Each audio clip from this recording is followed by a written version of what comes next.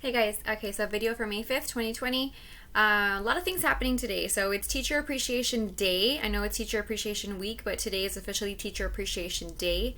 So if you haven't done so, please take the time to thank one of your teachers, any of your past teachers, your previous teachers. If you feel like it, just a quick, text, email, something through Teams or Google Classroom. It'll really make our day, trust me. It's also Cinco de Mayo. Most people confuse Cinco de Mayo with 16 de Septiembre, which happens to be Mexican Independence Day, so they confuse the two ideas and concepts. They are different. Cinco de Mayo is more of a memorial day.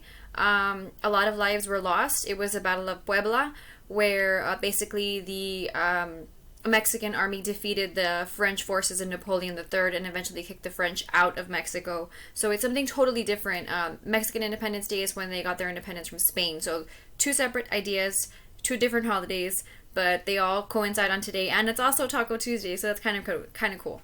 Ironically enough, our topic for today is Unit 6, Indigenous Responses to State Expansion. So we're going to talk about how the people of these colonies reacted to the fact that they were being colonized by these big giant empires. So let's get started. So some background. Enlightenment ideas and Western style education began moving to places like Africa, Asia, and South America. And then also nationalist movements emerged as a result of European imperialism. So the political cartoon that I have right there actually shows a transition of what would have been, a pre-colonized area or location versus an industrialized, imperialized, European, now converted type of environment. So you can see the Philippines carrying Spanish oppression. You can see Hawaii carrying the burden of industrial slavery. You can see Puerto Rico and Cuba mixed together, also being held down by the Spanish. And then you can see them transformed later, where it says after the United States had rescued them from their oppression. So the United States is seen as a savior in a lot of ways. Is it 100% true? I'll let you guys be the judge of that, but it is the transition or the change that you see from the old colonial way of doing things to versus when they became taken over or when they were taken over by the United States. So let's go ahead and get started. First, we have Balkan nationalism. Balkan territory is the territory that's located right there in the blue. If you notice on the map, I know it's hard to see and I apologize, but the other country that's really noticeable or recognizable right near it is Italy. So it kind of borders between Europe and Asia. Remember, Balkan territory is like Eastern Europe, so it's we talked about it, it's like Dracula territory, essentially. That's an ugly or a really weird name of calling it, but if you get that idea, that concept in your head, that's pretty much where it is. So the reason why we're talking about it is that the Ottoman Empire had stretched deep into Europe at its height.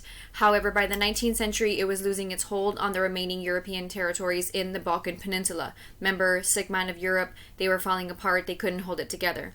The people of the Balkan territories were inspired by the French Revolution. Remember, they overthrew their own government. And so you also have growing ethnic nationalism.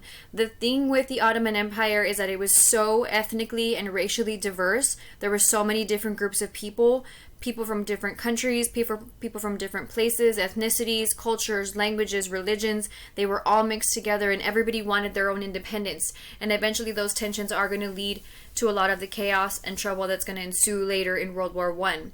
So you're going to have some nationalist and independent movements that happened before this occasion. Serbia is going to get their independence in 1815. Greece is going to get their independence in 1832. There are going to be some areas that rebel and push back against Ottoman rule. So you have Bosnia and Herzegovina, you have Montenegro, which is a really tiny place, you have Bulgaria. In 1877, Serbia and Russia are going to come to their aid in what's known as the Russo-Turkish War.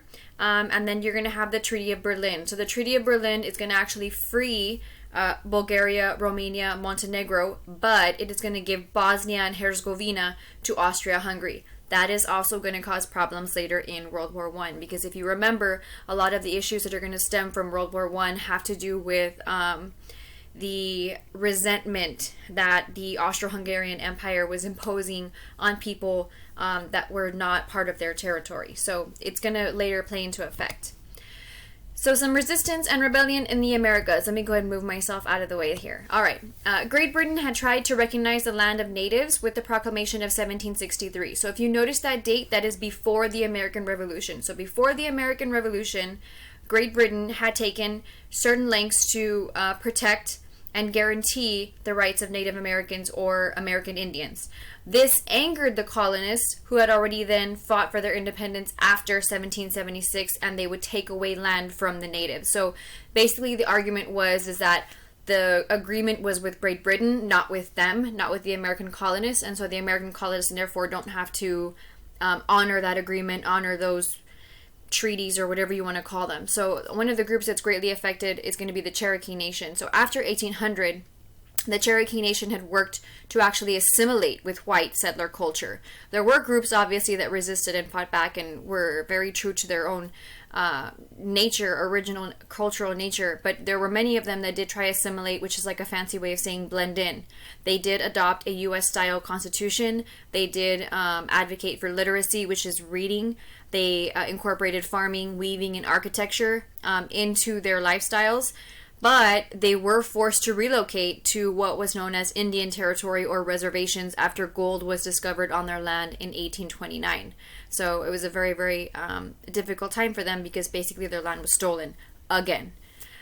Many of them partook in a movement known as the Ghost Dance.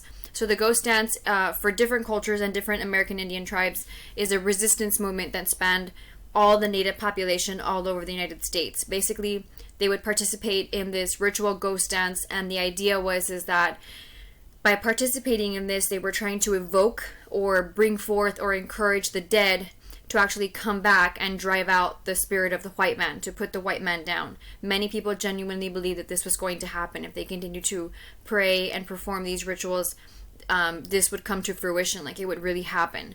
It would eventually end very, very, very tragically at the Battle of Wounded Knee. It's actually called the Wounded Knee Massacre, where you have the death of hundreds of American Indians, and actually, in actuality, it was mostly women and children, but that would mark the end of the Indian Wars, and they'd be finally pushed reservations where they'd have to stay there. So, not so good. Definitely not so good. Okay, so resistance in the Americas. I'll move myself one more time. You have Tupac Amaru. Yeah, Tupac. That's his name. The gentleman right there. Tupac Amaru was an educated Jesuit. So he's a religious person. A Jesuit is a follower of the teachings of Jesus, but he is a descendant of an Incan ruler. So he's got a bit of a mixture there because he's got ties and heritage connected to Christian religion, but he's also got legitimacy towards being a leader of one of the descendants of the Incan tribe. So he's going to lead a revolt in Peru, Bolivia, and Argentina that's going to begin with the killing of colonial officials. And the reason for that is because these colonial officials were known for their cruelty, especially against the native people of these areas. Then it's going to lead to a general Indian revolt against Spain overall. This was supported by many criollos. Remember, criollos are European blood and they're American born. So they're different than Peninsulares. Peninsulares are 100% European, 100%, or that sounds weird, 100% European blood, and they're born in Europe. Criollos are different because even though they're 100% European blooded, they were born here. So it's almost like a second generation. They are removed, and they are considered second-class citizens. They don't have the same rights. Okay, so these guys are going to support the Indians because they want to push the Spanish out, and they feel like if they push the Spanish out, they're no longer second class. They will be first class because they themselves are supposed to be superior to the Indians anyway. So it's a win-win for them. But the sad thing is that Tupac and his family were captured and they were tortured and killed. Sad story. So you're going to also have French intervention in Mexico, which kind of brings us to the Cinco de Mayo thing. Mexican conservatives are going to work with Napoleon III of France. So Napoleon III of France is a nephew. He's a descendant of Napoleon I, but Napoleon Bonaparte. He's his brother's son. So Napoleon III of France is going to overthrow Benito Juarez in Mexico. Benito Juarez is the gentleman that's in the suit in the top right corner. One thing that's really important and very, very cool about Benito Juarez is that he's the first full-blooded Zapotec Indian. He's the first Indian to be president of Mexico. So if his face looks familiar, it's because it's on a lot of Mexican money. Benito Juarez was in charge. Napoleon III is going to push to overthrow him. And a lot of that had to do with a couple of reasons. So, one, France wanted to imperialize and they were running out of territory in other places. Two, Mexico owed them money, so it seemed like it was a feasible option. You owe us money, we're going to go and take your land. What they did is that Napoleon III is going to place his cousin, the Archduke Maximilian, as the Emperor of Mexico. This would be the only time that Mexico ever has a monarchy, ever. In the history of of Mexico. There's only been one, and it was him. So you have Maximilian, who's there above in the picture in between the landscape. He was not emperor for a very long time. He does bring his wife with him. Her name was Charlotte, and she really did want to adopt to the Mexican style, the Mexican culture. She even changed her name to Carlota, or wanted to be known as Carlota, so she was trying to really embrace the people as well. She wanted to be seen as a queen of the people, or an empress of the people. What's going to happen is that Mexico is going to be at war with France for 3 years. A lot of it, again, had to do with the fact of unpaid debts, and then they were resentful of the monarchy being forced upon them. They didn't want a monarchy. They had just gotten rid of Spain, or they were tired of Spain, imposing on them. Now they don't want the French imposing on them either.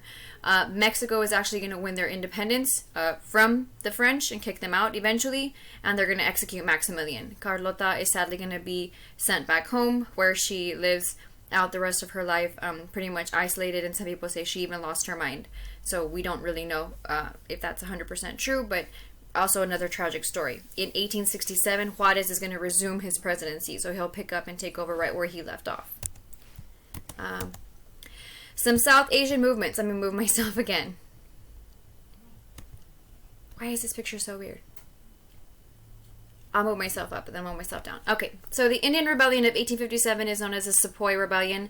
You had Indian Muslims and Hindu soldiers of the British Army in India that led a rebellion against Great Britain. The reason for that, I'm going to move myself because I don't like where I'm at here. I'll move myself again later. There's a couple of reasons. So India is under the control of Great Britain. The Sepoys are Indian by blood, but they work for the British military. So they're trained soldiers. They're trained by the British government. One thing that was offensive to both Indian Muslims and Hindu soldiers was that the cartridges on the guns were greased with pig fat and cow fat. Pigs are a sacred animal, and cows are sacred animals to both of these individual religions respectively, and so it was seen almost as disrespectful. They were being forced to do something that was against their religion. Eventually this rebellion is going to be crushed very violently by Great Britain. And the thing with that is that you had a lot of social divisions. It made it very, very difficult for Hindu and Muslims to get together, to band together to fight against the British. And so they are going to be separated, and it's going to be very easy for Great Britain to defeat them.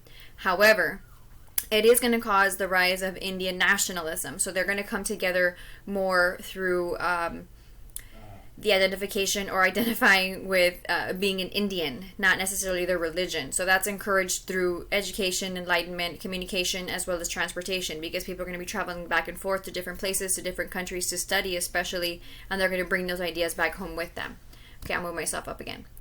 Some of the outcomes are that eventually when Great Britain would settle all of this rebellion stuff, they are going to exile the Mughal emperor at the very end for his involvement in the rebellion, which is going to effectively end the Mughal Empire in India. So Great Britain is going to just forget about pretending that the Indians are in charge of India, and they're just going to assume control and actively govern India from now on and so forth. The British Raj is actually going to rule India from 1858 all the way until 1947. So India won't gain its independence until after World War II. Many Indians are going to go to British universities to go and study because that was the only opportunity that they did have. But again, this really only applied to Indians that were in the higher caste systems and their families had the means to send them to these places. If you were in the lower caste system, you weren't going anywhere. You're going to have the Indian National Congress is established in 1885 by British educated Indians. They began to air grievances, which are like problems, issues, concerns, any kind of like, I have a problem with you stuff against Great Britain, and it's going to become a call for self-rule because they don't want to be controlled by Great Britain. Okay, so whoops, oh, I'm back. Sorry, trying to move myself and move back. Okay, Southeast Asian movements. By the 1880s, the only independent country in Southeast Asia was Siam, which is what we call Thailand today. The rest of it was under control of Spanish, Dutch, British, and French imperial powers. Vietnam had consistently resisted French imperialism. Many of the people rallied behind the 12-year-old Emperor Ham Ninh. However, the French raided the royal palace in 1888. He was eventually forced to exile himself to Algeria, and the resistance would continue. Then you have Philippine resistance. That began with the education of the Philippine people in 1863. We kind of briefly touched on this. There was a guy named Jose Rizal. He began a movement known as the propaganda movement. His idea was just to get the word out, to get the message out, to get the people educated. The problem is that he's going to be killed, and it's going to lead out into a full-blown war. So his murder actually made him a martyr for the cause. So the nationalism rally is going to be or lead to the 1896 Philippine Revolution. Many of them were exiled, but after the United States beat Spain in the Spanish-American War, they returned expecting freedom.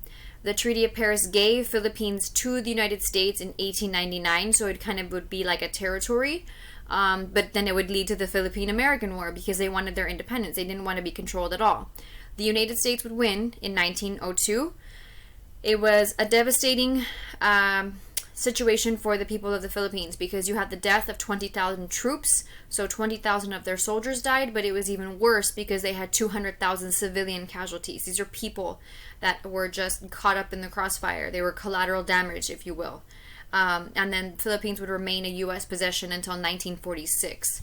So, sorry.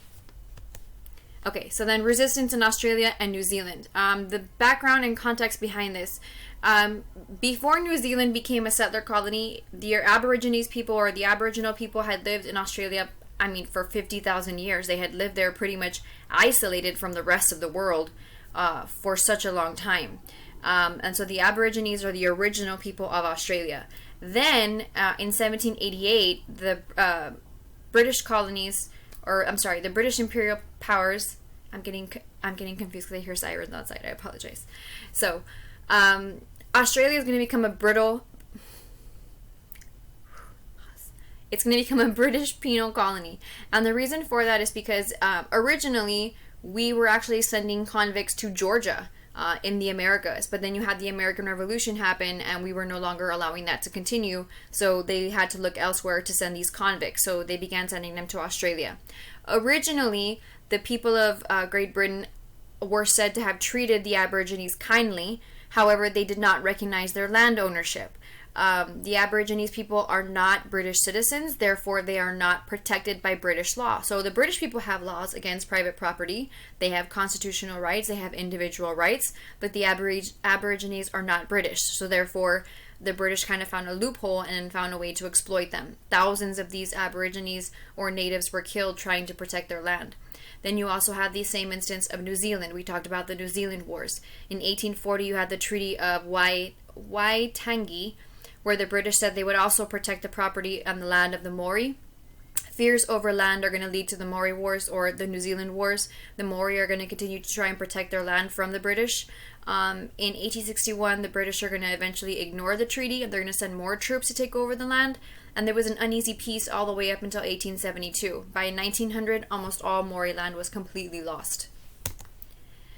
Okay, so then you have African resistance. The background behind this is that it developed later than India because Europeans had been in India longer. So by World War I, Western educated Africans had shared a nationalist identity known as Pan-Africanism. Pan means across, so basically what they're trying to do is create a unified Africa, because if you remember, lots of it were controlled by European powers. You have the Sokoto Caliphate, which was a new nation that was established by Usman Dan Fodio, which is up there. His goal was to purify Islam in the Hausa tribes. They focused on slave trade, though, which is weird and odd because the British were trying to end the slave trade.